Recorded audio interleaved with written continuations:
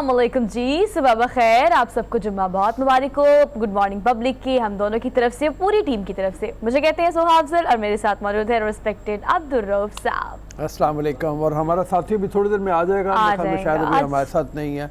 ये महीना जो है ये बड़ा बाबरकत है। 12 रबीउल अव्वल का 12 रबीउल अव्वल आने वाली है। रबीउल अव्वल का ये महीना है और इस हवाले से आज हमने ख़ास तौर पे एक मरगूब सिद्दीकी साहब को भी इनवाइट किया हुआ है। एक नात भी पढ़ेंगे, कुछ याद भी करेंगे, हजूर सल्लल्लाहु अलैहि वसल्लम की याद में कुछ बातें भी करेंगे और इसी हवाले से हम करेंगे। मेरे ख्याल में रन डाउन पहले आज कर लेते हैं, आज रन डाउन कर लेते हैं। और सर चूंकि मैंने आगाज़ में कहा कि जुम्मा है और जुम्मे का दिन जो है सर तमाम दिनों में अफजल दिन करार दिया जाता है। रबीउल अव्वल का पहला जुम्मा है तो लोग बड़ा एहतमाम कर रहे हैं। ख़ास तौर पर इस तरह का एहतमाम हम लाहौर शहर में देखते हैं, मुख्तलिफ शहरों में देखते हैं कि गलियों को बड़ा खूबसूरत तरीके से सजाया जाता है। आमद की बहुत सारी ऐसी नातें हैं, कलाम है जो सुना जाता है। तो अपने लिए भी दुआ करें, इस मुल्क के लिए भी दुआ करें, इस लाफजदगान के लिए भी दुआ करें और सबका ख्याल रखें। हम प्रोग्राम का बाकायदा आगाज़ कर लेते हैं और सबसे पहले आपसे रन डाउन शेयर करते हैं टॉप स्टोरीज में। आपको सबसे पहले हम ये बताएंगे सर, एक और बात मैंने प्रोग्राम के शुरू में करनी थी, स्किप नहीं करना चाहती मैं। सर आज मैच है। आज मैच की प्रेडिक्शन मेरा ख्याल है थोड़ी देर में बात डिटेल में करेंगे, लेकिन आज मैंने आपसे प्रेडिक्शन देके जानी है ताकि मंडे को फिर हम इस पर बात कर सकें। कुछ नहीं कहा जा सकता, अनप्रेडिक्टेबल वही हार्ट अटैक वाली सूरत हाल होनी है। फशाने खून सर, सारे फशाने खून, क्या अच्छा लफ्ज तुमने याद कर लिया, जिसको ब्लड प्रेशर का मरीज बनाएगी ये टीम हमें कहते हैं। ये इस हवाले से आज तर्जुमे का आलमी दिन भी है। यस, और वो इस हवाले से तुम्हारा तर्जुमा बड़ा मजे का है। हरमीत आ गया, हरमीत आ गया। हरमीत हेलो, अस्सलाम वालेकुम, कैसे हैं आप? जी वालेकुम सलाम, सत श्री अकाल, गुड मॉर्निंग जी रऊफ साहब। मैं बिल्कुल ठीक हूँ। सोहा, उम्मीद है आप दोनों लग तो रहे हैं, बहुत अच्छे लग रहे हैं वैसे माशाल्लाह माशाल्लाह। बाजी हरमीत की भी प्रेडिक्शन लगे तो लगता भी बंदा थोड़ा सा वो। हाँ आज के मैच है क्या? हरमीत की प्रेडिक्शन क्या आज के मैच पे? कोई प्रेडिक्शन कर दें, आपको पकड़ना मैंने मंडे को। अच्छा, मैच के हवाले से रऊफ साहब हम मुसलसल तो देख रहे हैं कि कहीं ना कहीं एक तो जो सस्पेंस है वो जिस तरह क्रिएट हुआ है और जिस तरह बना है और जिस तरह आप सोहा कल भी कह रही थी कि जो दिल के मरीज हैं वो बेचारे अगर नहीं भी हैं तो वो मरीज बनते जा रहे हैं, तो कहीं ना कहीं हमें वो चीज़ भी दिखाई देगी। लेकिन पल्ला जो है इस वक्त पाकिस्तान का भारी और मुझे लगता है कि इंशाल्लाह जीत हमारी होगी। ये तुम्हारी ख्वाहिश है हरमीत या मतलब मासूमाना ख्वाहिश है सर? ख्वाहिश तो हमारी भी यही, अल्लाह करे पाकिस्तान जीता। लेकिन आज बहुत जोर लगाएगा इंग्लैंड। अच्छा। और मुझे लगता है कि चेंजेस होंगी दोनों टीमों में। आमिर जमाल मुझे लग रहा है कि जरूर खेलेंगे आज। उन्होंने पिछले मैच में उनको फिर मौका मिलेगा, चांस सर वही होता है जिसे जिंदगी में मौका मिस किया, सब मिस कर दिया। आमिर शाह के बारे में अलबत्ता थोड़ी सी फिक्र वाली नमूनिया उनको हुआ है, वो उनको कोविड हुआ है, कोविड पॉजिटिव उनका टेस्ट आया था, उनको हल्का सा नमूनिया का भी टच है, उस वजह से उनको घर भेज दिया गया, आइसोलेशन में है वो।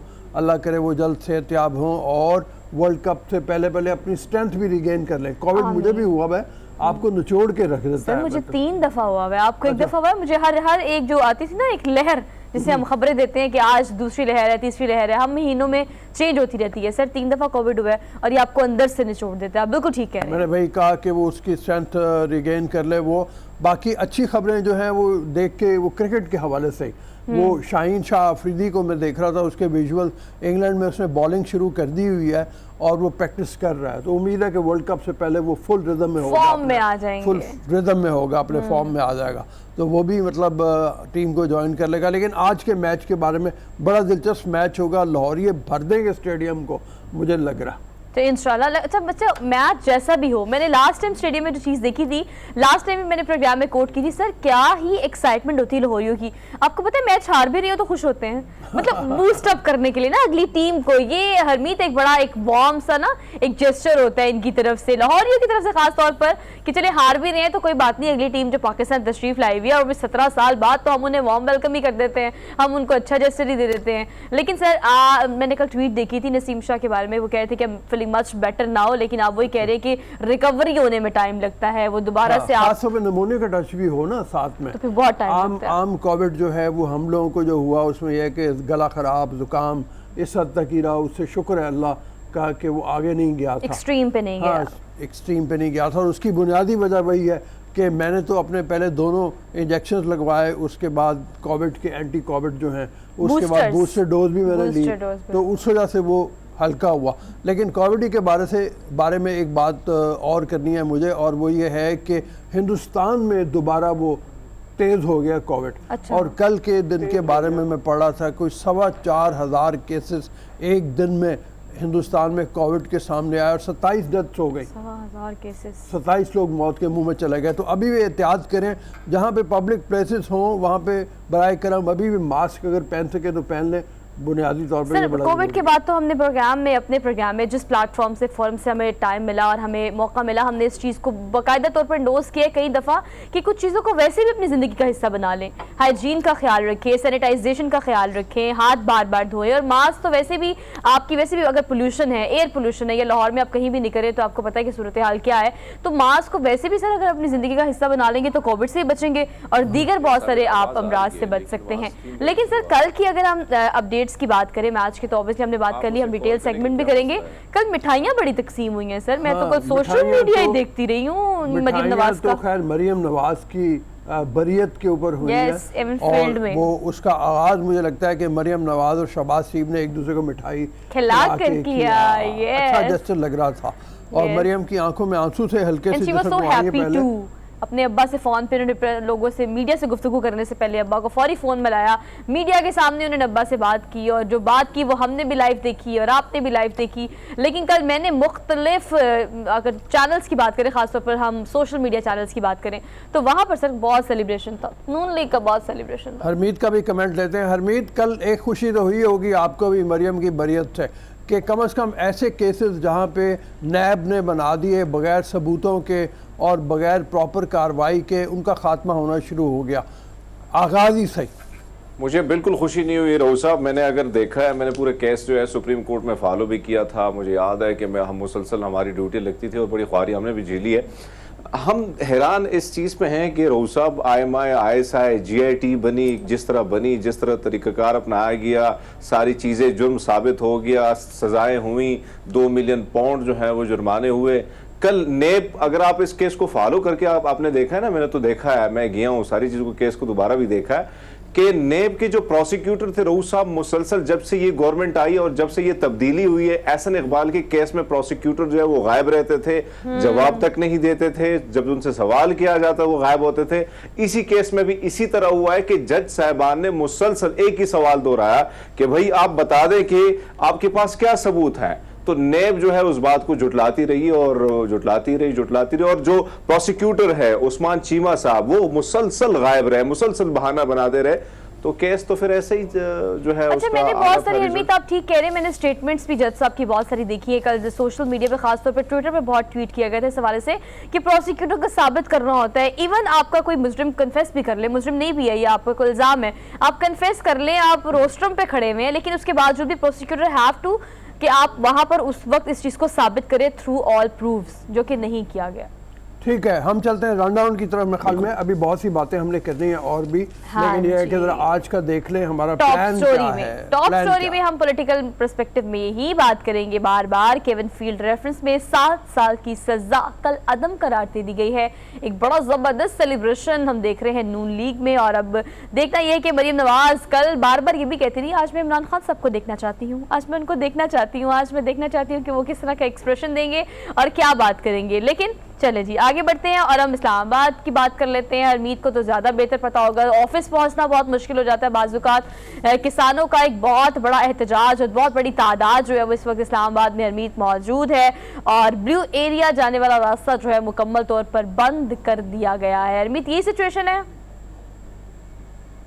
नहीं, अभी जो ब्लू एरिया का एरिया डी चौक सिर्फ बंद किया गया है, रेड जोन के एरिया जो है उसको तकरीबन बंद किया गया है, लेकिन जो ब्लू एरिया का रोड या एरिया है उसको वो मुकम्मल तौर पर भी खुला हुआ है। और के साथ साथ अगर मैं किसानों की बात करूं तो अभी भी किसान जो है वो बिल्कुल शारा फैसल जो है वहां पे मौजूद हैं, लेकिन उस तरह जिस तरह मौसर किस्म का एक एहतजाज होता है, मैंने देखा है कि टीचर जब आते थे वो उनका बड़ा मौसर, वो बड़े कम होते थे तादाद में, लेकिन बड़े मुनज़्ज़म तरीके से वो पहुंच जाते थे डी चौक, क्योंकि जो डी चौक पहुंचा है तो उसको कवरेज भी मिली है, कहीं ना कहीं जो है मिनिस्टर भी उनसे बात करने के लिए पहुंच जाते थे, लेकिन इनका ये है कि ये ना वहां तक पहुंचे और ना इसी तरह ये मुनज़्ज़म है और ना इनमें कुछ बहुत सारी चीजें जो है मैंने देखी और कल जाके मैंने देखा है, तो उसी तरह ज्यादातर एक्टिव मुझे नजर नहीं आए लोग। लेकिन हाँ, बस एहतजाज करें बैठे हुए और अपनी डिमांड है, उनकी मुख्तलिफ डिमांड है, उन्होंने सामने रखी। चलिए जी, हम इस पर भी डिटेल में बात करेंगे आज के प्रोग्राम रन डाउन में, और इसके अलावा आपको बताएंगे कि पाकिस्तान में खानदानी कारोबार कितना पायदार है और कितना ये आगे आप इसको लेके चल सकते हैं, इसको फैला सकते हैं।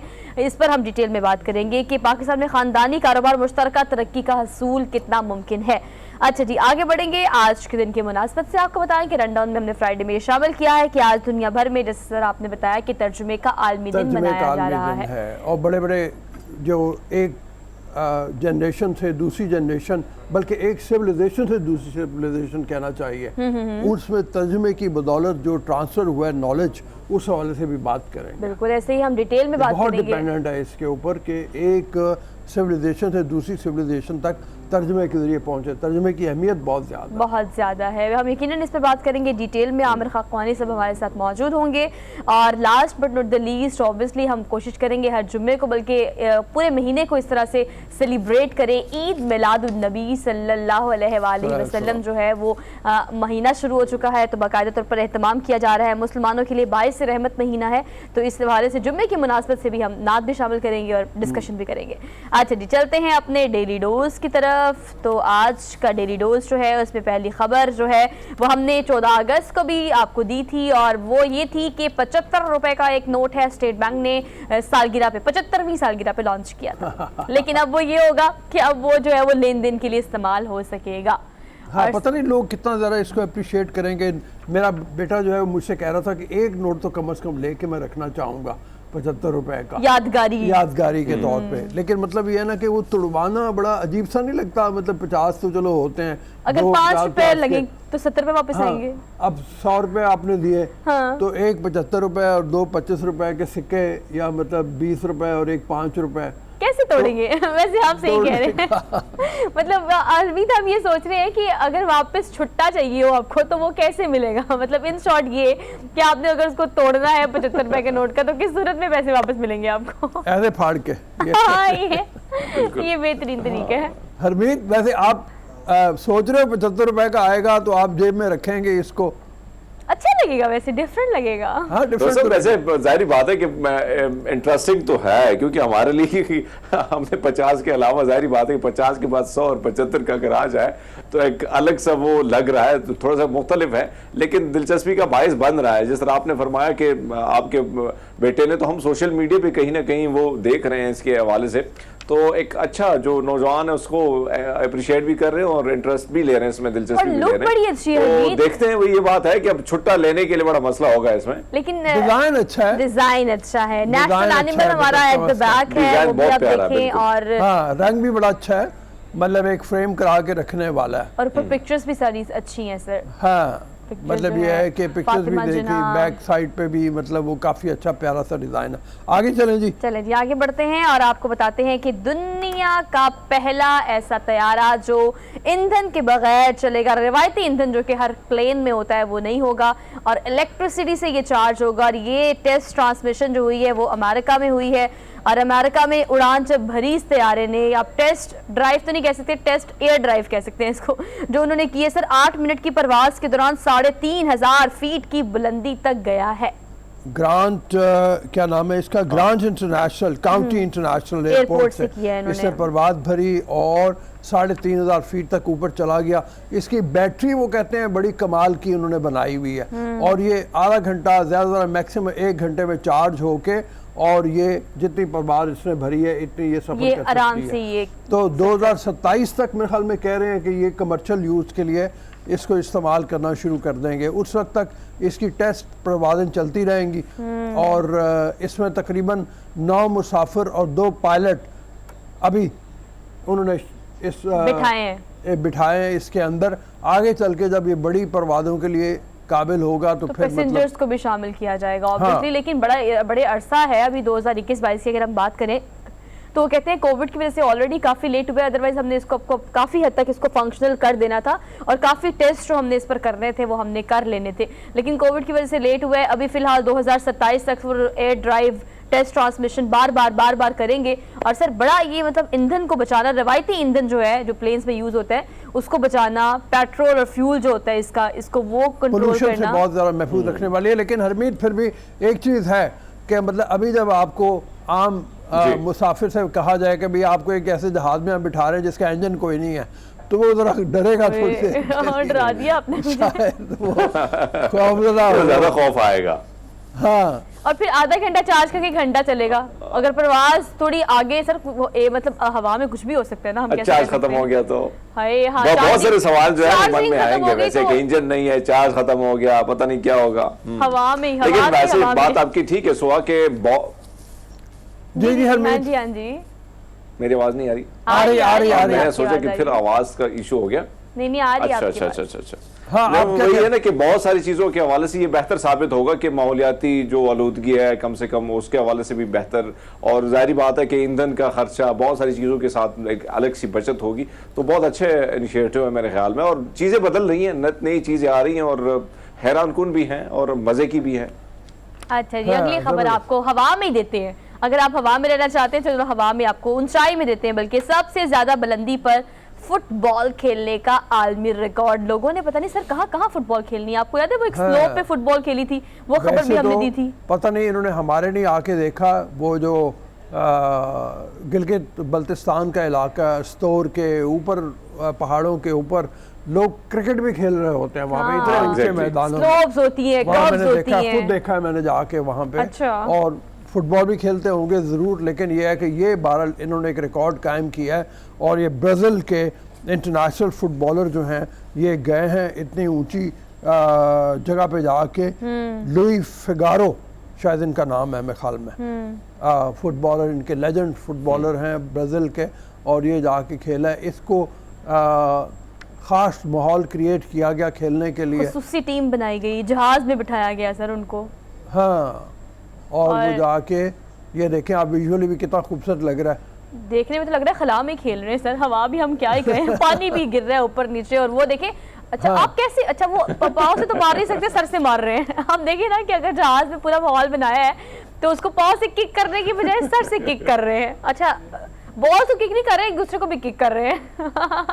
हाँ, वो चूंकि ग्रेविटी साथ में एक दूसरे को जीरो ग्रेविटी के ऊपर है ना, तो बिल्कुल खला वाली सूरत हाल है। तो लेकिन बालन उन्होंने रिकॉर्ड बना दिया जी, 20,000 फुट ऊंचा, तकरीबन 20,230 फुट। बहुत ऊंचा। अगर वैसे देखा जाए 20,000 फुट के ऊपर तो ऑक्सीजन की कमी हो जाती है, इतना मैदान इस तरह का कोई होता नहीं है जिस तरह से बनाया जाए।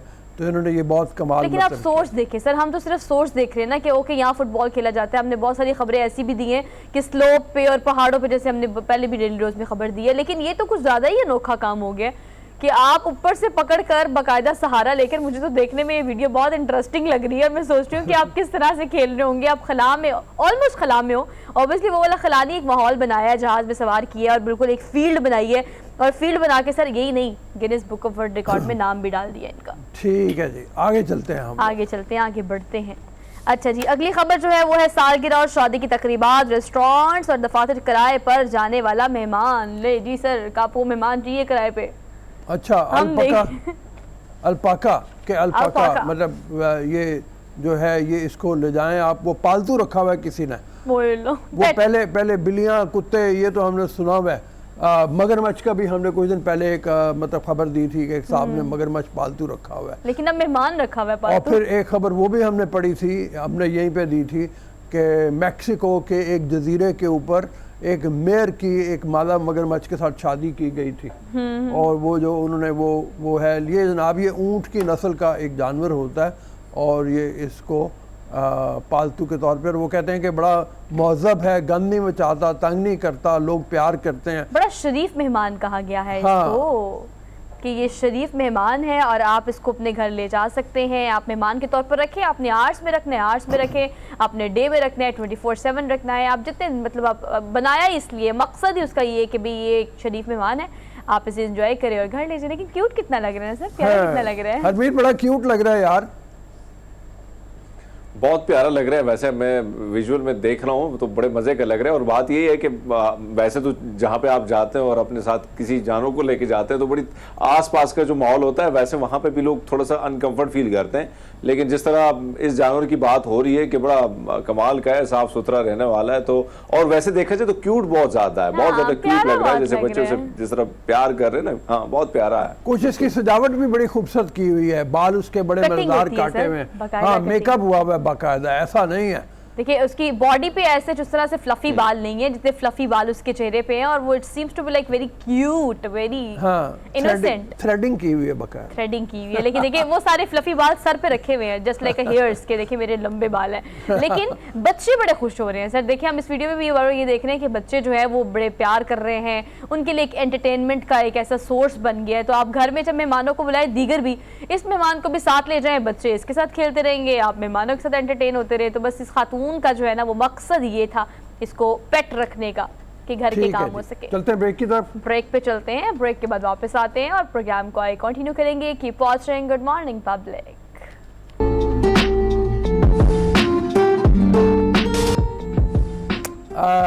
अस्सलाम वालेकुम जी, ब्रेक के बाद वेलकम बैक करते हैं। Welcome back. और हमने अब बात करनी है मरियम नवाज की बरियत के हवाले से। इस हवाले से जो मुस्लिम लीग नून तो बहुत सेलिब्रेट कर रही है, जो मुखालफिन हैं उनके एतराज़ात भी भाई बहुत बड़े हैं। वो कहते हैं कि अगर इतनी जॉइंट इन्वेस्टिगेशन टीम बनाई थी और उसके बाद सज़ा दी गई थी तो अब वो जॉइंट इन्वेस्टिगेशन टीम का क्या हुआ, कहाँ है? वो कहाँ गई, नैब के प्रोसिक्यूटर क्यों पेश नहीं हुए, क्या केस मजबूत था कमज़ोर था, इस हवाले से बात करेंगे। नज़ीर लगारी साहब सीनियर एनालिस्ट हमारे साथ मौजूद हैं, बहुत ही ज़बरदस्त किस्म के मुफक्किर हैं और मैं समझता हूँ कि धुआंधार हमेशा उनकी स्पीच होती है। हम उन्हें शो में भी बुलाते हैं तो एक्साइटेड हम भी हो जाते हैं, और उनका अपना शो भी देखें तो उनकी वही पर्सनालिटी हमें नजर आती है। उनसे बात कर लेते हैं सर। जी लगारी साहब अस्सलाम वालेकुम। जी वालेकुम सलाम। सर ये फरमाइए, कल की जो बरियत है इस हवाले से क्या कमेंट करेंगे आप?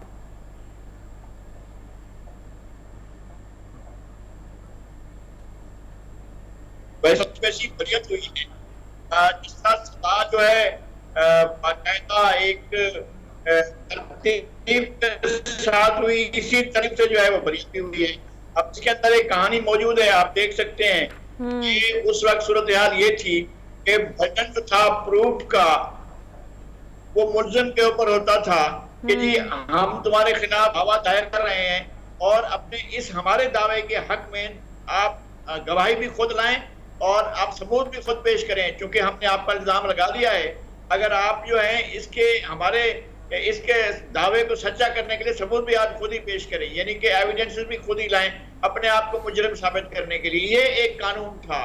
बहरहाल ये नहीं हो सकता है कि आप इल्जाम लगाएं और आपके पास सबूत ना हो। ये इसको कानून बनाया गया था और ये कानून चला आ रहा था जनरल मुशर्रफ के दौर से कि बर्डन ऑफ प्रूफ जो है वो भी उसी पर है जिस पर इल्जाम लगाया जा रहा है। अगर ऐसा होगा तो फिर कौन बर्डन ऑफ प्रूफ जो है अपने सर पर लेगा? फिर जेआईटी ने जो कुछ किया, जेआईटी ने कोई मनी ट्रेल बनाई थी? इतनी बड़ी जेआईटी बनी, इतना उसने काम किया, कौन सी मनी ट्रायल थी उसके पास में? कौन सा कैसा बताया उसने कि पैसा पाकिस्तान से दुबई गया, दुबई से कतर गया, कतर से सऊदी अरब गया, सऊदी अरब से लंदन गया? उसने कोई मनी ट्रेल पेश नहीं की। और जाहिर है नवाज शरीफ की जिम्मेदारी तो नहीं थी कि वो अपने खिलाफ सबूत ले आते, कोई सबूत नहीं था और इन्होंने एक इकामे की बुनियाद पर इसको नाअहल करार दिया गया था। फिर जो मॉनिटरिंग जज की निगरानी में जो ट्रायल हुआ, उस ट्रायल के अंदर जो कुछ उतरा वो हम सब देखते रहे और नतीजे में जो सजा हुई, 2 सजाएं हुई थी, एक पहले हो गई थी, ये बाद में हुई थी। ये बाद वाली सजा है जिसके अंदर मोहतरमा मरियम नवाज भी हैं, उससे पहले वाली सजा पहले ही मुअत्तल हो चुकी है। हाई कोर्ट उस सजा को जो पहले नवाज शरीफ साहब को दी गई थी वो मुअत्तल हो चुकी है। और ये सजा जो है इसमें मरियम नवाज की और उनके शौहर की जो बरियत हो चुकी है, अब लाजमन ये नवाज शरीफ की भी बरियत की तरफ जाएगी, क्योंकि वो उस केस में तो सजा है ही नहीं, मुअत्तल हो चुकी है। और उसमें उस पर नवाज शरीफ जो गए हैं जमानत पर, वो इस सजा ये मौजूदा जो केस था जिसका कल फैसला हुआ हाई कोर्ट में, इसमें जो है वो नवाज शरीफ साहब की सजा थी। और उस सजा का आगे क्या बनता है, ये है असल बात कि किसी मनी ट्रायल के बगैर मनी ट्रायल मौजूद नहीं है, उसके बगैर सजा हुई, कोई चीज साबित नहीं हुई। और ये जो वाजिद ज़िया साहब गए थे बड़े तम तराक से, धूमधाम से, और बड़े जनाब बड़े लंबे दौरे किए थे उन्होंने, उससे हासिल कुछ नहीं हुआ था। अगर कुछ हासिल हो चुका होता तो जाहिर है उनको सजा जो है वो हाई कोर्ट इस तरह से कलअदम करार ना देता।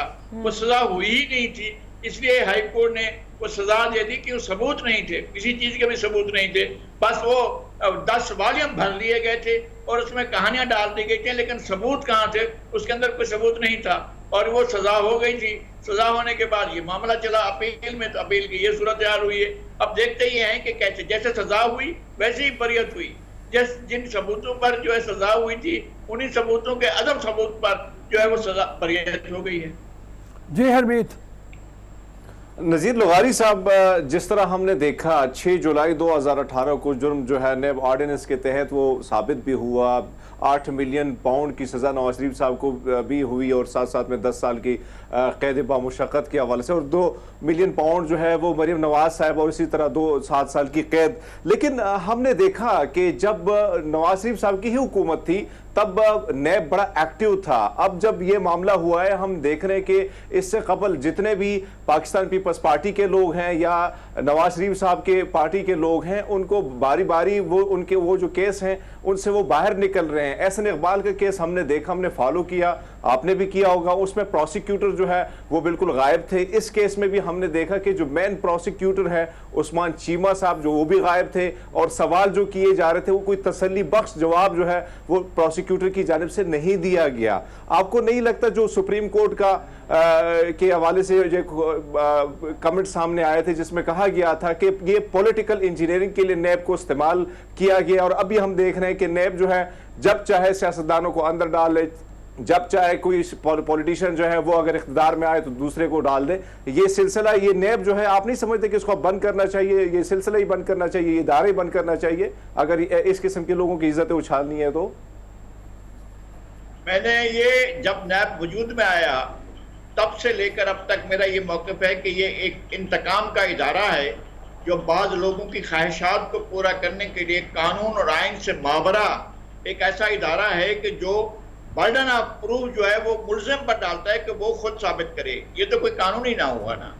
जब आप इल्ज़ाम किसी पर लगा रहे हैं तो साबित भी आप ही ने करना है ना। ये नहीं हो सकता है कि वो आपको ला कर दे कि जी मेरे खिलाफ जो आप इल्ज़ाम लगा रहे हैं वो इस तरह साबित होगा, लाइए मैं आप शहादतें पेश करता हूँ। कोई शहादतें पेश नहीं करता है, एक नंबर एक। दूसरा ये कि इसको उस वक्त क्या हुआ था, जन्म मुशर्रफ ने बनाया। मैं आपको बताता हूँ किन किन लोगों को सजाएं हुई हैं। जी जी, किन किन लोगों को जो है ऐसी सजाएं हुई थी कि जिनमें वो अब तक जेल से बाहर ना होते, लेकिन वो एक दिन भी जेल में नहीं गए। एक दिन भी ना आफ्ताब शेरपाव गए, ना मियां मंजूर वट्टू गए, ना पक्का वाले गए, ना हमारे यहाँ जो अपना इस्लामुद्दीन शेख थे ना वो गए। सब तो सजाएं हुई थी, लेकिन सारे के सारे बाहर रहे थे। और वो जनरल ज़िया का ज़माना था, जनरल मुशर्रफ का ज़माना था। फिर जनरल मुशर्रफ के ज़माने में जिन लोगों पर इल्ज़ामात लगाए गए, जिन पर केस चलाए गए, जिनको सजाएं सुनाई गई, उन लोगों को जनरल मुशर्रफ ने बुलाया और अपनी काबीना में शामिल किया। एक किसी को वज़ीर दाखिला बना दिया, किसी को वज़ीर आबपाशी व बिजली बना दिया गया, किसी को कोई वज़ारतें दी गई। ये ब्लैक मेलिंग का एक इदारा था और इदारा है जिसके जरिए लोगों को फांस कर ले आया जाता है। और जब वो फंस जाते हैं और उनको कहा जाता है कि तुम्हारे खिलाफ ये इल्ज़ाम है, तो उसके बावजूद वो इल्ज़ाम से फिर कहते हैं कि चलो ये करके बरी हो जाओ, वो बरी हो जाओ, फिर हमारे साथ मिल जाओ, फिर मिल जाते हैं, फिर हमारे साथ वजीर बन जाओ, बन जाते हैं। और इस तरह से हुए हैं कितने लोग हैं जो जिन लोगों ने वजारतें हासिल की नैब के जरिए। नैब का एक मनी लॉन्ड्रिंग का इदारा, वो सारी लॉन्ड्री का इदारा, मनी लॉन्ड्रिंग का नहीं, लॉन्ड्री थी जिसके अंदर लोगों को अंदर दाखिल किया जाता है गलीज कपड़ों के साथ, और इल्जामात लगाए जाते थे, उनके कपड़े खराब कर दिए जाते थे, उनकी शख्सियत खराब कर दी थी, उनका जो है मुंह काला कर दिया जाता। कहते थे आप अंदर चले जाएं इस लॉन्ड्री में। वो लॉन्ड्री में जाते थे, बाहर धुल कर निकलते थे, नेक पाक शरीफ अशराफ जबरदस्त बनकर आते थे। तो नैब ये इदारा था, और नैब ने ये साबका दौर में तो तबाही कर दी ना मुल्क की। मैं कहता हूँ तारीख की बदतरीन अगर कोई इन्वेस्टिगेशन एजेंसी हो सकती है तो वो हमारी तारीख की ये नैब का इदारा है, और उसके बदतरीन उसकी सरबराही हो सकती है तो जस्टिस जावेद इकबाल साहब हैं। यार आप अपने वालिदैन के कत्ल का तो सुराग लगाओ। वो तो आपने वो सारी सूरत हाल तो हमारे सामने लाए नहीं है कि आपके वालिदैन किस तरह कत्ल हुए थे, और आप लगे हैं दुनिया जहान के लोगों को। और फिर उसके बाद जो खातून का मामला था, किस तरह से शर्मनाक जुमले उनके मुंह से सुनवाए गए। मीडिया ने ही सुनवाए थे, आपने भी सुने थे, हरमीत आपने भी सुने थे, और रऊफ साहब ने भी सुने थे, और आप लोगों ने ये सब देखा है। तो ऐसी सूरत हाल में हम समझेंगे ये इदारा कोई बहुत बड़ा कमाल का इदारा है, नहीं है बिल्कुल कमाल का इदारा।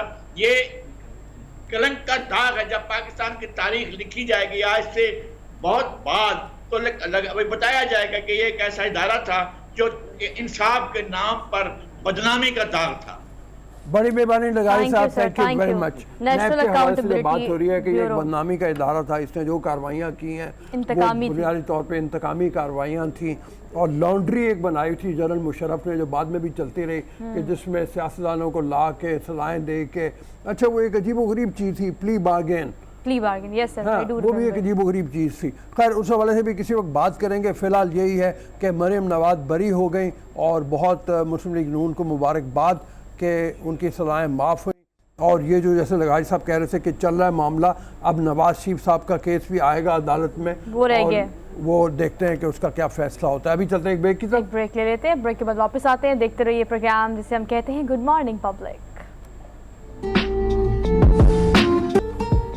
जी welcome to the show after the break. Islamabad में किसानों का धरना जारी है। अभी थोड़ी देर पहले जब हम बात कर रहे थे तो हरमीत ने भी वहाँ की ताज़ा सिचुएशन हमें बताई थी कि किसान किस तरह से इकट्ठे हुए हैं। इंतज़ामिया कोशिश कर रही है कि उनको F9 पार्क की तरफ ले जाए। किसान बेज़िद हैं कि वो रेड जोन में जाना चाहते हैं। उनकी डिमांड्स क्या हैं, इस हवाले से खालिद खोखर साहब जो सदर किसान इंतज़ामिया इत्तेहाद के वो हैं, उनसे चल के बात करते हैं। अस्सलाम वालेकुम खालिद साहब। जी वालेकुम अस्सलाम। सर ज़रा फरमाइए डिमांड्स क्या हैं किसानों की? देखिए जी, इस वक्त पाकिस्तान में ना ज़राअत की कॉस्ट ऑफ प्रोडक्शन बढ़ गई है। हमारे पास ना रीजन के साथ कॉस्ट ऑफ प्रोडक्शन में लेवल प्लेइंग फील्ड नहीं है। अगर आप ये देखें कि इंडियन काश्तकार को इस वक्त जो जूझ गया है वो पाकिस्तानी रुपीज में को 6,500-700 का मिल रहा है और हमें 26,200 का मिल रहा है। इंडियन काश्तकार को जो DAP है वो पाकिस्तानी रुपीज में 3,000 की मिल रही है, हमें 14,700 की मिल रही है। इंडियन काश्तकार को ग्रीन डीजल के नाम से स्पेशल कम रेट पे डीजल मिलता है एग्रीकल्चर के लिए। फिर ये है कि वहाँ पे पेस्टिसाइड हमसे को 1/3 रेट पे हुकूमत सब्सिडी देती है। वहाँ पे तकरीबन एग्रीकल्चर के लिए ना $140 बिलियन की सब्सिडी है ज़राअत के लिए। पाकिस्तान में किसी किस्म की कोई सब्सिडी नहीं है। फिर यहाँ पे रिसर्च पे कोई इन्वेस्टमेंट नहीं है, एग्रीकल्चर पे कोई इन्वेस्टमेंट नहीं है। पिछले मैं ये कहूँगा कि 75 साल से कभी भी हुकूमती तरजीहात में ज़राअत नहीं रही। आज यही वजह है कि हम 14 से 15 बिलियन डॉलर की एग्रीकल्चर प्रोड्यूस की इंपोर्ट कर रहे हैं, क्योंकि हमने ज़राअत पे तवज्जो नहीं दी। आज किसान के ना घर के हालात अच्छे हैं, ना खेत के हालात अच्छे हैं, ना उसके बच्चों की तालीम के हालात अच्छे हैं, ना खेत के हालात अच्छे हैं, क्योंकि उसको कोई इनकम नहीं है। उसके पास जो कुछ आता है वो उसकी पैदावारी लागत पे खर्च हो जाता है। फिर यहाँ पे कोई गारंटी नहीं है, कोई श्योरिटी नहीं है कि उसको रेट क्या मिलेगा उसकी प्रोड्यूस का। आप इंडिया को ले लें कि वहाँ पे 32 क्रॉप की एक्सपोर्ट प्राइस है, पाकिस्तान में सिर्फ गंदम की एक्सपोर्ट प्राइस है। इसी तरीके से पिछले साल हमने गंदम का रेट मिला 2,200 रुपए, इंटरनेशनल प्राइस थी 4,500 रुपए, हमें इसको 1,650 अरब रुपए इंटरनेशनल प्राइस से कम मिला। यानी कि पाकिस्तानी काश्तकार की कहीं भी मैं तो ये कहूँगा उसको पाकिस्तानी और इंसान का ट्रीट नहीं किया जाता जी। ठीक और है, पाकिस्तान में ज़राअत का बिजनेस ना मुनाफा बख्श कारोबार रहा है, ना बाइज्जत कारोबार रहा है। बिल्कुल ठीक है। जरा हरमीत का सवाल लेना है जी। हरमीत, आप इस्लामाबाद में हैं, आपने देखा है किसानों का सर आपसे जानना चाहूंगा कि हमने देखा कि जब भी टीचर आए या जो भी जितने भी एहतजाज करने के लिए वो उन्होंने उनका एक मुनज़्ज़म तरीके से वो पहुंचे भी और उन्होंने इंतजामिया को मजबूर करवाया बातचीत के लिए। मिनिस्टर भी उनके पास पहुंचे, वज़रा भी पहुंचे, लेकिन हम देख रहे हैं कि अभी तक कोई जो है इंतजामिया की जानिब से, हुकूमत की जानिब से कोई शख्सियत जो है वो पहुंची नहीं है। क्या वजह है, कमी कहाँ पे है? क्योंकि उसी तरह एक मुनज़्ज़म तरीका जो होना चाहिए था, डीजो तक वो पहुंच पाए वो। जी जी, जब भी दूसरे लोग एहतजाज करते हैं, क्लर्क हड़ताल करते हैं, कलम चोर हड़ताल करते हैं, ताजे हड़ताल करते हैं तो वो शटर डाउन कर देते हैं, सनतकार हड़ताल करते हैं तो इंडस्ट्री बंद कर देते हैं। पाकिस्तानी काश्तकार ऐसा है, उसने अपना कभी काम बंद नहीं किया, वो अपना काम जारी रखता है। एहतजाज जरूर थोड़ा बहुत करता है लेकिन कभी उसने काम बंद नहीं किया। मैं समझता हूँ कि अब ये नौबत आने वाली है, काश्तकार को सब्जी काश्त करना, गन्ना काश्त करना, ये इत्याजन ये काम छोड़ना पड़ेगा कि अगर 100 एकड़ को काश्त करता है तो 20 एकड़ पे आ जाएगा, जब लिए काश्त करेगा तब जाके हुकूमत गोश्त के नाखन लेगी। हुकूमत देखे ना खर्च कहाँ पे कर रही है कि 15 बिलियन डॉलर वो जो बाहर का काश्तकार है, गैर मुल्की काश्तकार है, उसको दे रही है, पैसे दे रही है। अपने काश्तकार को सपोर्ट नहीं करती। हमारे पास, मैं पहले भी अर्ज कर रहा हूँ कि कास्ट ऑफ प्रोडक्शन में हमारे पास रीजन के साथ लेवल प्लेइंग फील्ड नहीं है। आज पाकिस्तानी काश्तकार को दुनिया के काश्तकार का हमपला बना दे तो आप यकीन करें हमें किसी चीज की इम्पोर्ट करने की जरूरत नहीं है। जब पाकिस्तान बना था तो पंजाब के 17 अजला हमारे हिस्से में थे, 13 भारत के हिस्से में गए थे, और आज वो 13 अजला 120-125 करोड़ की आबादी को फीड कर रहे हैं। मार्केट बाहर से इम्पोर्ट कर रहे हैं, तो कदम दालें बाहर से इम्पोर्ट करते हैं, गंदम बाहर से इम्पोर्ट करते हैं, कपास बाहर से इम्पोर्ट करते हैं, एडिबल ऑयल बाहर से इम्पोर्ट करते हैं। हमारी मेन जो इम्पोर्ट है जो ऑयल है, उसके बाद नंबर 2 पे एडिबल ऑयल की हमारी इम्पोर्ट है। वजह सिर्फ यही है कि हमारी तरजीहात में ज़राअत नहीं है। 75 सालों से हमने इन्वेस्टमेंट नहीं की, हमने अपनी यूनिवर्सिटियों पे इन्वेस्टमेंट नहीं की, अपने रिसर्च के इदारों पे इन्वेस्टमेंट नहीं की, हमारा कोई मार्केटिंग मैकेनिज्म नहीं है। दुनिया में फ्यूचर मार्केटिंग है। काश्तकार को 2 साल पहले पता होता है कि थैंक यू सर, बहुत मेहरबानी, थैंक यू सर। बहुत मेहरबानी। ज़राअत को नहीं तरक्की है। देनी है तो उसके लिए हमें इन्वेस्टमेंट करनी होगी। खालिद साहब का ये कहना है, रिसर्च करनी होगी, किसान को सब्सिडी देनी होगी। इन तमाम सफारशात को हम उम्मीद करते हैं कि अरबाब इख्तियार सुनेंगे और उनके ऊपर अमल दरामद भी करेंगे और उनके किसानों मुतालबात सुनने के लिए वहाँ पहुंचेंगे, पुरअमन तरीके पे उनको घर जाने के लिए वो कहेंगे। अभी चलता है एक ब्रेक की तरफ, ब्रेक के बाद वापस आते हैं। अगले घंटे में आपसे मुलाकात होगी। Keep watching good morning public. जी welcome to the show. After the break हमारे साथ अब्दुल रहमान आरिफ साहब मौजूद हैं, चेयरमैन हैं Abdul Rahman Arif group of companies के। इनसे चल के बात करेंगे ज़रा बुनियादी तौर पे। पहले थोड़ा सा इनका तारुफ मैं बता दूं कि 16 बरस से ज़ायद इनको पेशा वराना तौर पे लोगों को गाइड करते हो गए हैं। बड़ी बड़ी कंपनियां इनके नाम के साथ इन चली हैं जिनको इन्होंने मार्केटिंग के शोबे में मामलत फराहम की है। अब अपनी कंपनी चला रहे हैं 10 साल से तकरीबन। 10 साल उस हवाले से बात करेंगे और ये कि ये जो ख़ानदानी कारोबार होते हैं इनके नुकसानात क्या होते हैं या फ़ायदे क्या होते हैं, और उसके मुकाबले में जो लोग इंस्टीट्यूशनल स्ट्रक्चर बना लेते हैं उसका फ़ायदा क्या होता है। तो अब्दुल रहमान आरिफ साहब अस्सलाम वालेकुम। वालेकुम अस्सलाम। सर इसी के साथ ही शुरू कीजिएगा। हमारे यहाँ आमतौर पर ये देखा जाता है कि एक बंदे ने काम शुरू किया, उसने बेटे को भाइयों को साथ शरीक कर लिया, फिर उसमें तरक्की भी हुई, लेकिन बाद में इख्तलाफात पैदा हो गए, लड़ाई झगड़े हो गए और वो बड़े बड़े लोगों तक चले जाते हैं। यहाँ तक कि नज़रियात की बुनियाद के ऊपर चौधरी शुजात और परवेज़ इलाही का भी अलग होना पड़ता है। तो उसके नुकसानात हैं या कोई फ़ायदे भी हैं? ये देखें, हर कारोबार जब स्टार्ट होता है तो फैमिली बिजनेस ही होता है। किसी भाई बाप ने शुरू किया है तो उसके कोई बेटे साथ में थे या 2 दोस्त साथ में थे या 2 भाई साथ में थे। सो हर कारोबार शुरू में तो फैमिली बिजनेस ही होगा, लेकिन जैसे जैसे वो ग्रो करता है, उसका साइज़ बड़ा होता चला जाता है, तो डेफिनेटली उसको कॉर्पोरेट गवर्नेंस की ज़रूरत होती है। अगर आप उसको गवर्न नहीं करेंगे, इंस्टीट्यूशनलाइज नहीं करेंगे, उसके अंदर लॉ और प्रिंसिपल्स नहीं लेके आएंगे सही तरीके से कारोबार चलाने के, तो डेफिनेटली ऊपर जाके कॉन्फ्लिक्ट ऑफ इंटरेस्ट आना शुरू हो जाएगा। क्योंकि हर बंदा अपने अपने वेस्टर्न इंटरेस्ट देखता है। तो जब आप बड़े हो जाते हैं और आप अमीर हो जाते हैं तो आपके वेस्टर्न इंटरेस्ट भी ज़्यादा हो जाते हैं, आपकी ईगो ज़्यादा हो जाती है। So with the problem of ego and the western interest, अगर लॉ नहीं होगा और लॉ एनफोर्स नहीं करेगा उस इदारे को, तो आप डेफिनेटली उस इदारे को प्रॉब्लम होएगा। सबसे बड़ा मसला ये है कि ख़ानदानी कारोबार अगली नस्ल में ट्रांसफ़र नहीं हो पाते। So that's the biggest problem statement in Pakistan. आप बिलीव करेंगे 97% businesses first to second generation में कोलैप्स कर जाते हैं। सो आप इमेजिन करें कि अगर इतनी बड़ी 97% बहुत बड़ा नंबर है। आप मुझे कोई पाकिस्तान में ऐसा कारोबार दिखा दें जिसको 70 साल आपने उसकी लाइफ देखी हो। ठीक है। सो बहुत बड़े बड़े नाम आए और वो ऑब्सोलीट होते चले गए। उसकी वजह यह है कि जो ट्रांसफर है from one generation to another with the right corporate framework, with the right balance and business framework, वो हो नहीं पाता। सो जिसकी वजह से पाकिस्तान की सोशल इकोनॉमी के ऊपर आप अंदाज़ा लगाएं कि कितने ज़्यादा फैमिली बिजनेसेस हैं। एक कारखाना बंद होता है, 4000 लोग बेरोजगार हो जाते हैं। उसके अंदर लेबर है, उसके साथ वेंडर्स हैं, उसके साथ कस्टमर्स हैं, उसके साथ lot of people are connected. तो पाकिस्तान की इकोनॉमी की बहुत बड़ी बैकबोन है ये फैमिली बिजनेसेस। और जिसकी वजह से अगर ये कोलैप्स करते हैं तो इकोनॉमी के ऊपर बहुत बड़ा इंपैक्ट आता है। This is our core the statement जिसके ऊपर हम काम कर रहे हैं। उसमें बहुत से कामयाब कारोबार भी हैं, बहुत से खानदानों के। यानी पाकिस्तान में अगर सर्विस ग्रुप को देख लें, बहुत कामयाब है। और उसकी बुनियादी वजह क्या ये है कि पहले दिन से उन्होंने मतलब अपने कारोबार को, जैसे आप कानूनी शक्ल कह लें दी हुई है, उसके रिटर्न मुआहदे किए हुए हैं जिसकी बुनियाद के ऊपर वो ट्रांसफ़र हो जाते हैं।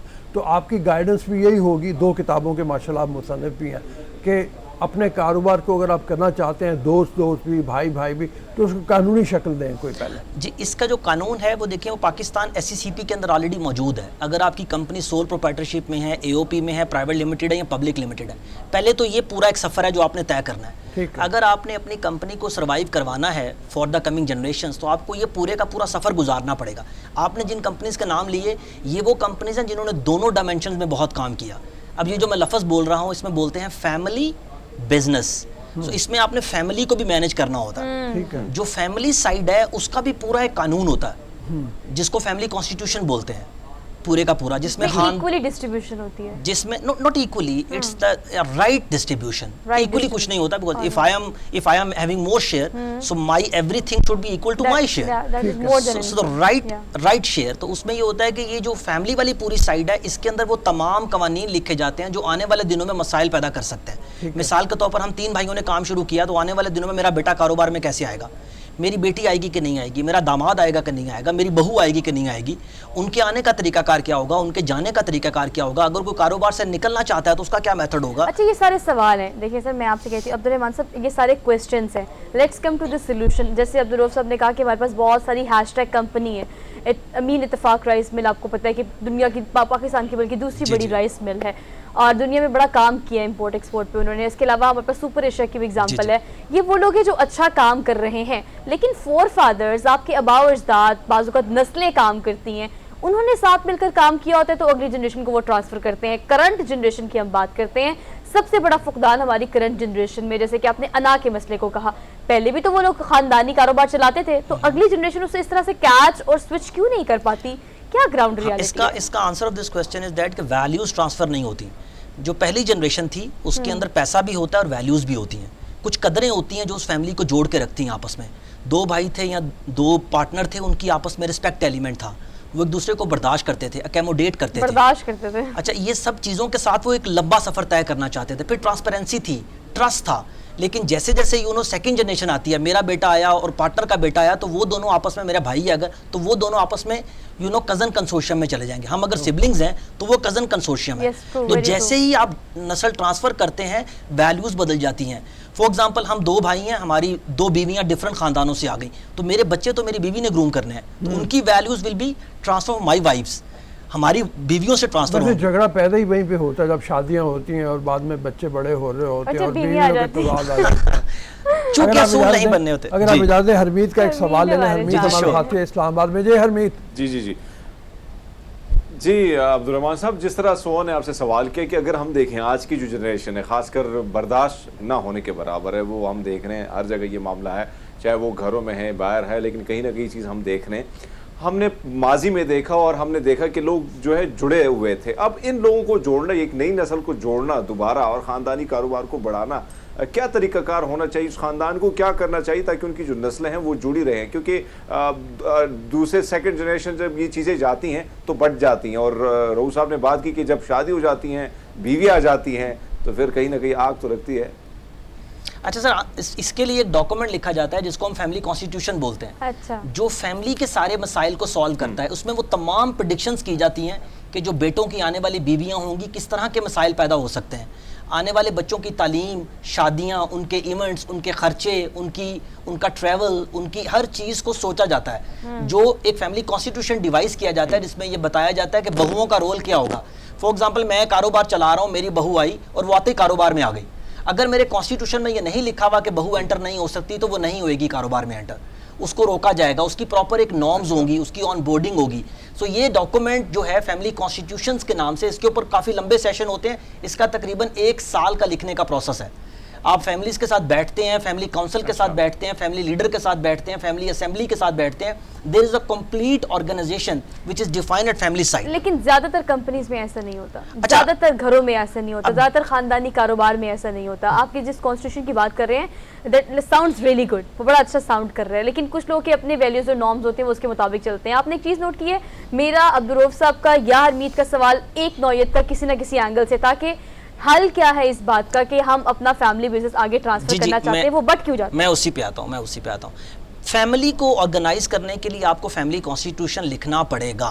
ठीक है। जिन फैमिलीज की आप बात कर रहे हैं, जिन्होंने ग्रो किया है, उन्होंने आज से 20 साल पहले ये डॉक्यूमेंट क्रिएट किया था। उस वक्त पाकिस्तान में ये एक्सपर्टीज मौजूद नहीं थी, तो they hired the foreigner people, they came into Pakistan and help families to get organized. अच्छा, अगर ये डॉक्यूमेंट नहीं लिखा गया तो फैमिली तो ऑर्गेनाइज नहीं हो सकती।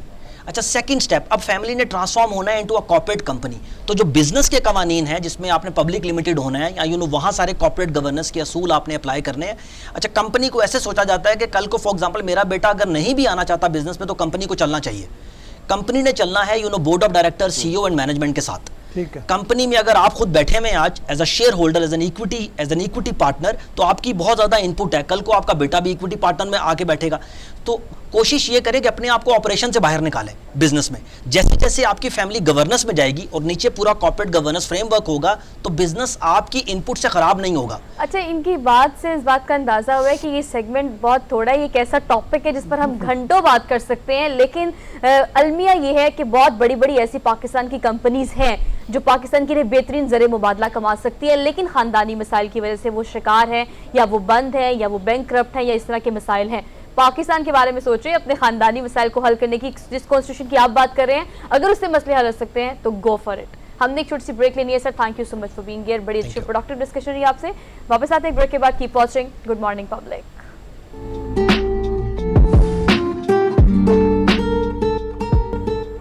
जी, welcome to the show after the break. आज तर्जुमे का आलमी दिन है।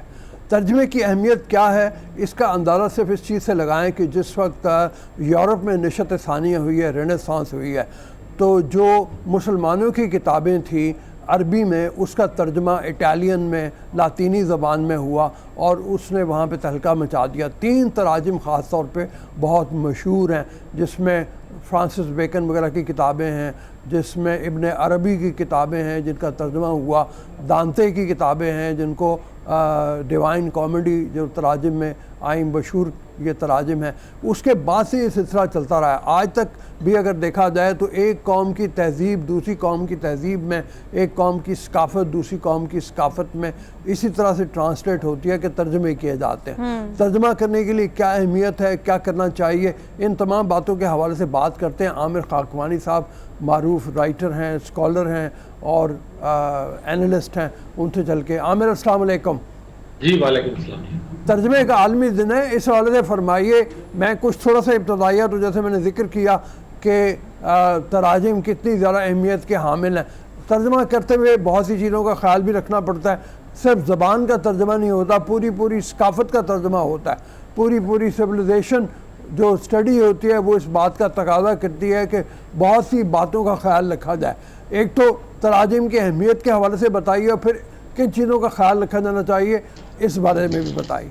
जी, आपने बिल्कुल दुरुस्त कहा। तर्जुमा ज़बान के साथ पूरी उसकी तहजीब होती है, और ज़ाहिर है जो भी तहरीर लिखी जाती है वो एक ख़ास तहजीबी पस मंज़र में होता है, उसका एक तनाज़ुर होता है, लोकल चीज़ें भी उसमें बहुत सी शामिल होती हैं, तो वो तर्जुमा करते हुए उसका बहुत ख्याल रखना चाहिए। बहुत ही अहम है ये बात। और जो आपने कहा ना तर्जुमे की, देखिए उसकी सबसे बड़ी अहमियत ये है कि पूरी दुनिया में मुख्तलिफ जगहों पर जो दानिश है, जो इंसानी जहन ने वहाँ पे काम किए हैं, किसी भी ज़बान में इल्मी काम है, अदबी काम है, उसमें मजहबी किस्म का लिटरेचर है, या किसी भी किस्म का जो तख्लीकी काम है, उस काम को जब हम अपनी ज़बान में मुंतकिल करते हैं तो अपने लोगों के लिए हम एक, जिसे कहते हैं ना, एक तराज़ुर, एक हॉरिज़ॉन बड़ा वसी कर देते हैं हम उसके लिए, कि उसको यानी अब ये समझें कि रशियन अदब का अब जो पूरी दुनिया में क्लासिक समझा जाता है, रशियन लिटरेचर का, फ्रेंच लिटरेचर का, इंग्लिश लिटरेचर का, या अब खास तौर पर चंद सालों में स्पेनिश लिटरेचर का काफ़ी सारा यहाँ पे काम हुआ है, हिस्पानवी ज़बान में जो काम हुआ है, गार्शिया मार्किस को, मिलान कडेरा को और बहुत से लोगों को यहाँ पे तर्जुमा हुआ है। अरबी अदब से भी तर्जुमे हों या फारसी अदब से तर्जुमे हों, तो लेकिन रऊफ साहब, मैं ये कहना चाहूँगा कि हमारे यहाँ जिस लेवल पे ये काम होना चाहिए था और सरकारी सतह पे जिस तरह की उसे पजीराई मिलनी चाहिए थी या कहने के इनिशिएटिव होना चाहिए था, वो नहीं हुआ। मतलब मेरे ख्याल में, मैं हमेशा ये सोचता हूँ और बहुत दफ़ा लिखा भी है कि एक अच्छे लेवल पे, बड़े लेवल पे जिस तरह दारुल तर्जुमा होता है, वो यहाँ बनाना चाहिए और किताबों को मुंतकिल करना चाहिए। और और हमारे यहाँ जितने भी तर्जुमे, खासकर फिक्शन के वाले से आप देखें ना, जितने भी हुए हैं वो प्राइवेट सतह पे हुए हैं और कुछ पब्लिशर्स ने किए हैं। मसलन फरख सोल गोविंदी साहब ने तुर्की अदब के उस अकेले बंदे ने, उरान पामोक आपके भी पसंदीदा राइटर्स में से, अब उनके 3-4 नावलों के तर्जुमे यहाँ पे हुए हैं, उन्होंने गोविंदी साहब ने कराया, या और तुर्क अदीबों के जशार कमाल के या एलफ शुफक वगैरह के नावल आए हैं जो कुछ, और चीजें भी हुई हैं। या इस तरह अजमल कमाल ने अपना जो उनके जरीदा आज है उसके जरिए गारशिया मार्किस को तो मेरे ख्याल सबसे ज्यादा उन्होंने ही मुतारफ कराया यहाँ पे, और खास नंबर निकाले हैं और भी राइटरों को। लेकिन वो प्राइवेट सतह, निजी सतह पर ज़ाहिर पब्लिशर्स के अपने मसाइल हैं, उनके वसाइल भी इतने ज़्यादा वसी नहीं है, और अच्छा तर्जमा कराने वाले को अच्छा तर्जमा करने वाले भी नहीं मिलते। आप देखें ना, ये भी बड़ा मसला है कि जिनमें उस तरह की ज़बानों की महारत हो। मसलन जिस तरह शाहिद हमीद साहब ने वार एंड पीस का तर्जमा किया या ब्रदर्स कारामाज़ोव का तर्जमा किया, अब उसके लिए कई साल लगाए, फिर उन्होंने खुद रशियन ज़बान भी सीखने की कोशिश की, और फिर मुख्तलिफ तराजम ज़बानों और ज़बानों में तराजम देखी और वो किया, और उसमें जितनी मेहनत हो, जितना वक्त लगता है, उसके लिए आप एक अच्छे ट्रांसलेटर को अब उतना पे करने की पोजीशन में भी नहीं होते प्राइवेट सतह पे। अगर सरकारी सतह पे एकेडमी ऑफ लेटर्स है या नेशनल बुक फाउंडेशन टाइप का कोई इस तरह कोई अदारा हो, और सिर्फ फिक्शन नहीं, नॉन फिक्शन बुक भी, अब देखें ना कितनी मशहूर किताबें, कितनी बड़ी अच्छी किताबें आती हैं, पॉलिटिकल साइंस के हवाले से होती हैं, सोशियोलॉजी के हवाले से होती हैं, तहजीब व तमद्दुन के अभी बात तर्जुमे हुए हैं। जिस तरह हरारी की किताब का होमो सैपियन का बहुत अच्छा तर्जुमा मैंने देखा है, और लग रहा है कि उनका और काफ़ी सारा काम है जो अभी और होना बाकी है, और बहुत से राइटर्स को अब वो इतने मुश्किल यानी मौज़ूआत हैं उनमें हाथ डालने के लिए लोगों के पास इतना वक्त भी नहीं होता कि 6 महीने साल लगा के एक तर्जुमा करें, और ज़ाहिर है उसका कोई उनको पे बैक भी नहीं मिलता। तो ये जब आप तर्जुमा करना शुरू करते हैं, मसलन मुझे याद है गार्शिया मार्किस ने अपने इंटरव्यू में कहा कि हमें उस वक्त, हम अभी स्पेनिश में हम काम कर रहे थे, लेकिन हमें कोई बड़ा हम काम नहीं कर रहे थे, लेकिन इसके बावजूद हम 10, 20, 30 साल तक हम पूरी दुनिया के अदब को तर्जुमा करते रहे वहाँ पे। तो जो भी किताब छपती कहीं पर उसका तर्जुमा स्पेनिश में कर देते। तो उससे ये होगा कि जो नौजवान लोग लिखने वालों को मुख्तलिफ असलूब का, स्टाइल का और टेक्निक्स का उनको पता चलता गया, तो आहिस्ता आहिस्ता जाके बड़े वहाँ पे काम हुए, और नोबेल प्राइज भी कई उन्होंने लिए वहाँ पे।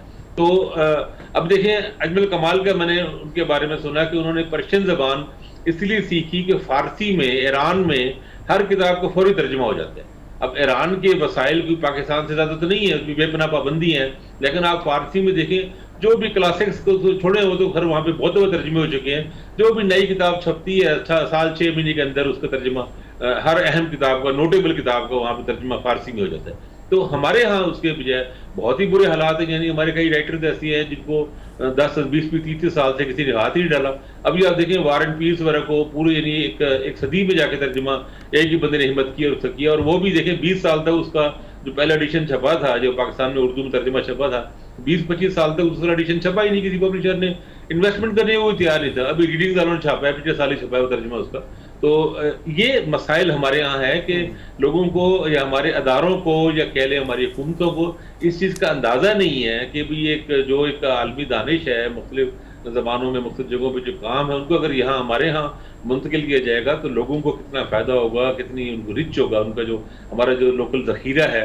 और आमिर साहब, जिस तरह आप फरमा रहे हैं कि हुकूमत का हमने देखा है कि उसी तरह नहीं है ट्रस्ट, उसी तरह दिलचस्पी नहीं है, कोशिश नहीं की जा रही जिस तरह आप फरमा रहे हैं, लेकिन साथ साथ हम ये भी देख रहे हैं जो नई नस्ल है, हम एक चीज़ देखते हैं कि लाइब्रेरियाँ होती थी, आबाद होती थी। अब आप जाएं, मेरे पास ही बहुत बड़ी लाइब्रेरी है यहाँ पे इस्लामाबाद में, आपने भी देखी होगी, वो उसी तरह वीरान ही नज़र आती। इसके साथ साथ अगर हम देखें कि कभी तोहफ़ों में एक दूसरे को किताबें थमा दी जाती थी, आज सोशल मीडिया के आने की वजह से लोग उसमें ज़्यादा वक्त गुजारते हैं। तो आपको क्या लगता है कि ये नुकसान जो है आने वाली नस्ल का भी होगा कि किताब से दूरी, पढ़ने लिखने से दूरी जो है वो उसको नुकसान ही देगी? देखिए, ये नुकसान तो बिल्कुल है। देखिए, किताब आपके अंदर एक गहराई पैदा करती है, डेप्थ पैदा करती है। अगर आप सिर्फ अखबार पढ़ते हैं तो आपका एक गुजारे लायक किस्म का आपका एक इल्म आपको मिलता है। अगर आप किताब पढ़ते हैं तो गहराई पैदा होती है। और अगर आप सिर्फ सोशल मीडिया के स्टेटस पढ़ते हैं, व्हाट्सएप स्टेटस पढ़ते हैं या फेसबुक पोस्टें पढ़ते हैं, तो अखबार से भी कम दर्जे का आपको इल्म मिलता है। बहुत छोटा सा, यानी एक आपको केक का समझे बहुत छोटा सा, बहुत ही छोटा सा टुकड़ा आपको मिलता है। किताब ज़हर आप लेते हैं तो आपको बिल्कुल यानी बिल्कुल कोर आपकी हार्ड कोर जो उसकी है वहां तक आप पहुंचते हैं इल्म की और चीज़ों की। तो ये एक फर्क तो पड़ा है, मैं इसे बिल्कुल इनकार नहीं करता कि नहीं पड़ा, लेकिन मुझे लगता है कि रिवाइवल भी कुछ हो रहा है। मतलब आप देखें ना, किताब मेलों में जाएं तो वहां पे बड़ा एक अच्छा लगता है। लाहौर की किताब मेले में, कराची की किताब मेले में करोड़ों की किताबें बिकती हैं, और वहाँ पे बाज़ औक़ात तो आधे एडिशन, यानी अगर 1000 का एडिशन छपता है, 1000 बहुत ही शर्मनाक है वैसे इतने बड़े मुल्क में 1000 किताब का, लेकिन जब आप देखेंगे जब 1000 किताब भी हमारे यहाँ बाज़ औक़ात 2-2, 3-3 साल ले लेती थी, बल्कि उससे भी ज़्यादा लगता था बिकने में, लेकिन अब किताब मेलों में 400, 500, आधा एडिशन सिर्फ 5 दिन की किताब मेले में निकल जाता है। ये एक अच्छी रिवायत इस्लामाबाद में भी होता है, नेशनल बुक फाउंडेशन कराची ये पिछले 2 सालों में कोरोना की वजह से नहीं हो सका, लाहौर का किताब मेला है, इसमें नौजवान, अच्छा उसमें नौजवानों को आप देखते हैं और वो एक अच्छी बात लगती है। इसका मतलब है कि एक तबका नौजवानों में भी ऐसा मौजूद है जो किताबें पढ़ रहे हैं। देखिए असल काम ये होना चाहिए, इस आप लोगों ने प्रोग्राम किया ना, मैं फिर ये बात कहूंगा, ये हमारे लोगों को, चैनल्स को, हमारे एंकर्स को जो बड़े बहुत सुपरस्टार समझते हैं और हैं भी, उनको भी ऐसे प्रोग्राम करने चाहिए यार। कुछ चंद मिनट तो लगाए ना अपने किसी प्रोग्राम, 5 दिन प्रोग्राम 4 दिन कर रहे होते हैं टीवी पे, 10 बजे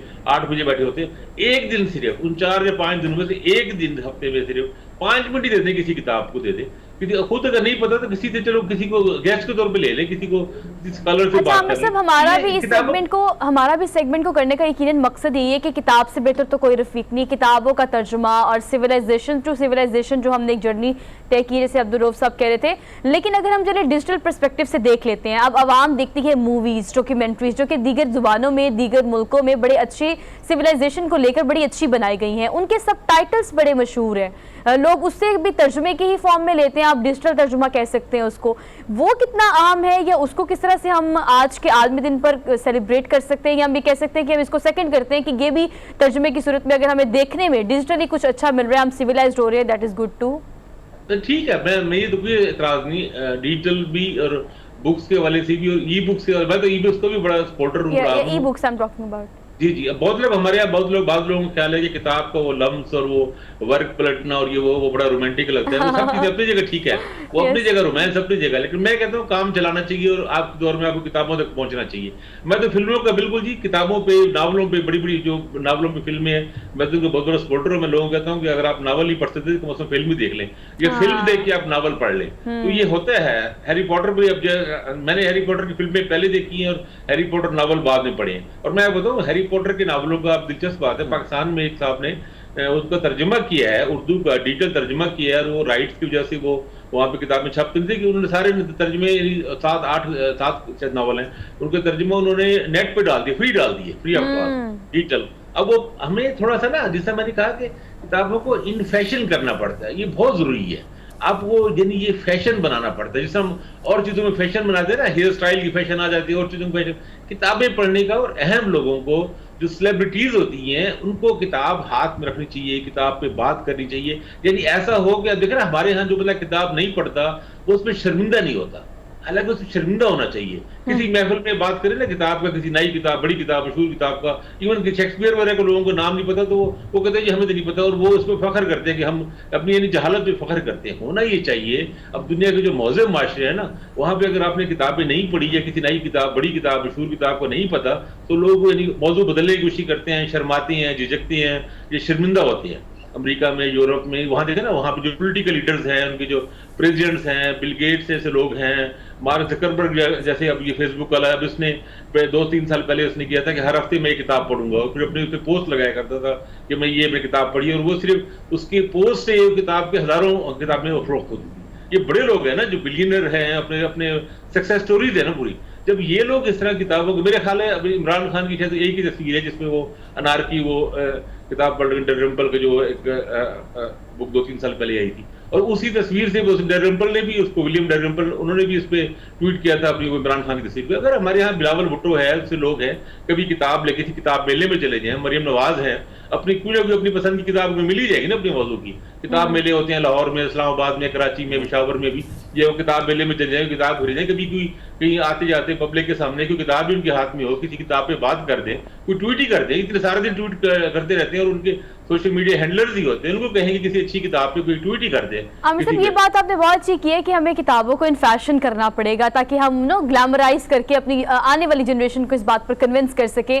हमने बड़ी मुश्किल, बहुत लंबा सफर था, किताबों से लेके डिजिटल मीडिया तक का एक लंबा सफर था। अगर अब दोबारा से किताबों पे कन्विंस करना है, हम किताब, आम बच्चों के अगर घर में बात की जाए तो किताब हम वही समझते हैं जो हमारे कोर्स का हिस्सा है, उसके अलावा किताब हमें लगता है कि मतलब किस तरह से पढ़ेंगे। तो इसको बिल्कुल आपने दुरुस्त कहा जी, बच्चों के लिए तो किताबें बहुत ही कम है।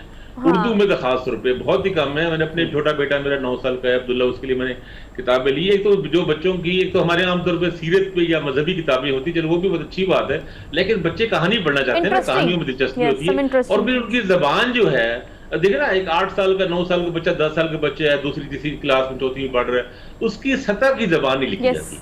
जमानों में मुश्किल लफ्ज होती हैं, जब एक वो खास कराचीआई किस्म की उर्दू होती है जो हमारे यहाँ पंजाब में बिल्कुल नहीं बोली जाती ना, यानी आम इस्तेमाल नहीं होती चीज। तो ये बहुत जरूरी है बच्चों की इनकी सतह पे किताबें लिखी। फिर वही बात है ना कि यह कौन करे। देखे ना, आप अगर लोगों से कहें कि वो खिदमत खल्क के लिए, यानी जिस आप कहते हैं फी सबिल्लाह करें, तो ये आप थोड़ा ज्यादा बर्डन डाल देते हैं उनको मईशत को, आपको इकॉनमी को साथ मुंसलिक करना पड़ता है। ये लाजमी बात है। अगर आप नहीं करेंगे तो फिर उस तरफ कोई आएगा नहीं। अगर कहानियां लिखने, बच्चों के लिए कहानियां लिखने पे किसी को अच्छा मुआवजा मिलेगा तो बहुत से लोग आएंगे। ये एक रियलिटी है, जिंदगी की हकीकतें होती है ना, तल्ख हकीकतें, ये हकीकतें हैं। ये भी एक हकीकत है कि आपको किताबें अगर आपने प्रमोट करनी है तो किताबों के साथ आपको इकॉनमी को मुंसलिक करना पड़ेगा।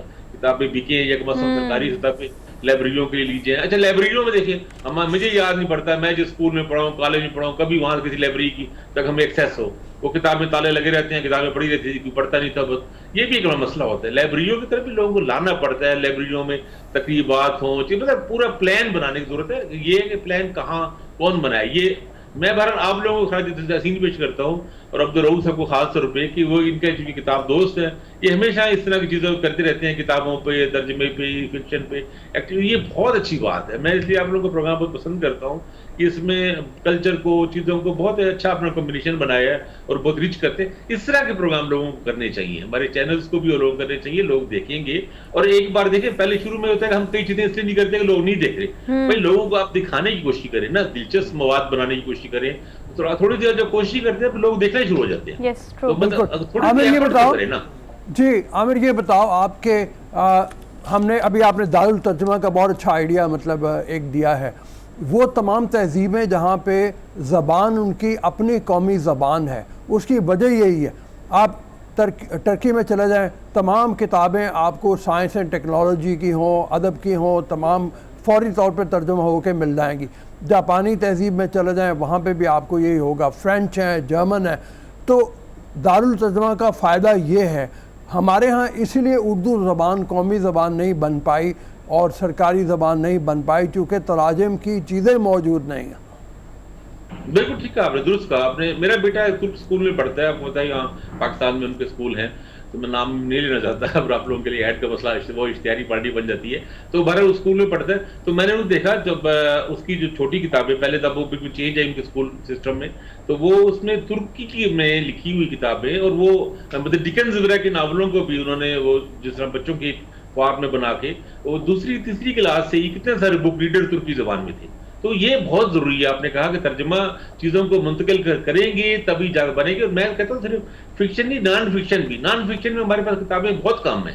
अब आप देखिए ना, लोगों को अभी हम कहते हैं कि CSS के इम्तिहान और दूसरे मुकाबले के इम्तिहान उर्दू में लें। भाई उर्दू में फिर मवाद तो वो क्रिएट करें ना, ठीक है। आप प्योर साइंस में आपके लिए शायद मुश्किल हो, लेकिन पॉलिटिकल साइंस में है, सोशियोलॉजी में है, और बहुत सारे मौजूआत हैं जहाँ पर आपको ज्यादा किताबें आप तर्जमा कराना चाहिए। और कोई तो इनिशिएटिव ले लेना, उसमें क्या इतना बड़ा मसला नहीं है। इतने महकमे और सरकार के, उनमें किसी को आप इसी के लिए मुख्तस कर दें, और वो लोग अच्छे ट्रांसलेटर को हायर करें, किताबें दें, एक एंडोमेंट फंड बना दें। अब मुझे याद है नवाज शरीफ साहब जो प्राइम मिनिस्टर थे, उन्होंने एकेडमी ऑफ लेटर्स की एक कॉन्फ्रेंस की 2016 में, तो उन्होंने कहा उन्होंने 50 करोड़ रुपए दिए थे एंडोमेंट फंड के, और उससे काफी उनको फायदा हुआ था। एक बड़ी कॉन्फ्रेंस करी थी। तो अब फिर अपनी नून की हुकूमत वो कर दे, कोई भी काम ही कर दे, एक फंड इसके लिए बना दें ताकि वो अपने, उनको इख्तियार हो, माली इख्तियार, उनको पता हो कि हमने इतनी किताबें छापनी है, वो तर्जमे कराएं, एनसाइक्लोपीडिया से बच्चों में लिटरेचर इकट्ठा कर ले। पूरी दुनिया में कितना लोग कहानियों को, कुछ छपी भी हैं चीजें पूरी दुनिया में, ना कितनी फेरी टेल्स हैं बेशुमार, हर जबान में कितना कुछ कहानियां, सिर्फ बच्चों पे कहानियां, 100 कहानियां या 100 किताबें कहानियों की बना लें, मुख्तलिफ सतह के बच्चों के लिए, लोक कहानी है और किस्म की कहानियां जो इंटरेस्टिंग चीजें हैं। तो वो मेरा ख्याल है ये हो सकता है, काम मुश्किल नहीं है। आप एक बार कहानी चीजों को तर्जमा कराना शुरू करें, आप स्कूल्स में तवज्जो दें, उनको कहें कि इनके साथ बुक रीडर्स के साथ रीडर साथ जरूर लगाएं। बिल्कुल, thank you so much, thank you Aamir, बहुत मेहरबानी। 2-3 तराजिम जिनका मैं जिक्र करना चाहूँगा जल्दी से। हसन हस्की साहब के तर्जमे हैं।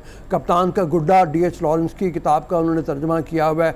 स्तांदाल की किताब सुर्खो स्याह, उसका तर्जमा उन्होंने किया हुआ है। मैडम बावरी फ्लॉबियर की किताब का उन्होंने तर्जमा किया हुआ है, और बेशुमार तर्जमे हैं। अभी नई तहजीब में, नए ज़मानों में शायद हमीद साहब ने जो तर्जमे किए हैं उनको देखा जाना चाहिए, और भी बहुत सारे हैं।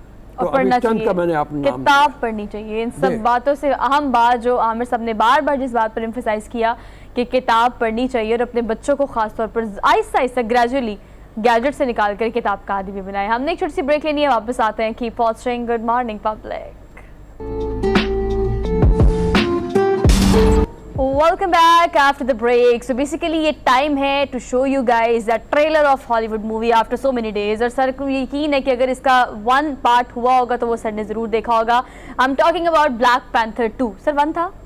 1 बिल्कुल था और वो बड़ा कामयाब गया था। अच्छा, बताएं और फिर तहलका मचा दिया था। और ये जो है ना ब्लैक पैंथर 2 ये 11 नवंबर को रिलीज होने जा रही है। और जिस तरह से ब्लैक पैंथर 1 ने तहलका मचाया था, मुझे लगता है इसने भी तहलका मचाना है। जी, हमने जैसे जिक्र किया कि ये 11 नवंबर को रिलीज होने जा रही है फिल्म, इसको आप ज़रूर देखिएगा। अच्छा, असल में ये होता है कि जो कालों के साथ फिल्में बनी होती है ना, ब्लैक अफ्रीकन के साथ या अमेरिकन के साथ, वो अमूमन इतनी अट्रैक्शन गेन नहीं करती। लेकिन जिस वक्त उसके साथ आप मिला देते हो ग्राफिक्स को, एक मिथ पूरी बना देते हैं एनिमेशन को और माइथोलॉजी को साथ में, तो ये अट्रैक्टिव बन जाती हैं। ये तीनों चीज़ों का इम्तजाज आपको इस फिल्म में नजर आएगा और आपको कन्विंस करेगा कि आप जाएं और जाकर देखें। हाँ, और मतलब हरमीत बहुत अट्रैक्शन उसकी होती है फिल्मों की, बहुत गौर से देख रहा होता है। लेकिन हरमीत को जो फिल्में पसंद है, मुझे लगता है वो और टाइप की ज़्यादा है, शायद इस टाइप की ना हो। क्यों हरमीत, किस टाइप की मूवीज पसंद है आपको? बिल्कुल रोज़, आपकी बात दुरुस्त भी है। और लेकिन रोज़ साहब साथ साथ में कुछ हिस्ट्री के हवाले से जो रिलेटेड होती हैं उस तरह की फिल्में भी मैं ज़्यादातर देखता हूँ जब भी टाइम मिलता है मुझे। और ख़ासकर हॉलीवुड ने इस पर बड़ा ज़बरदस्त काम किया है। बहुत सारी ऐसी मूवीज़ हैं जिसमें हम देखते हैं, और ख़ासकर आजकल हम देखते हैं कि कुछ सीरीज़ भी आई हुई हैं नेटफ्लिक्स पे जिसको देख के भी मज़ा आता है। तो उस पर भी टाइम ज़्यादा जो है, कहीं ना कहीं अच्छी सीरीज़ आपको वहाँ से भी मिल जाती है।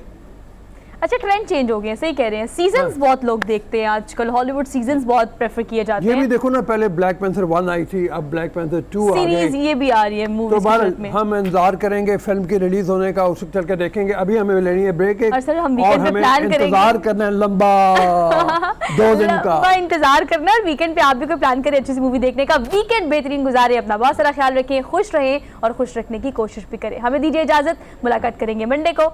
अल्लाह हाफिज।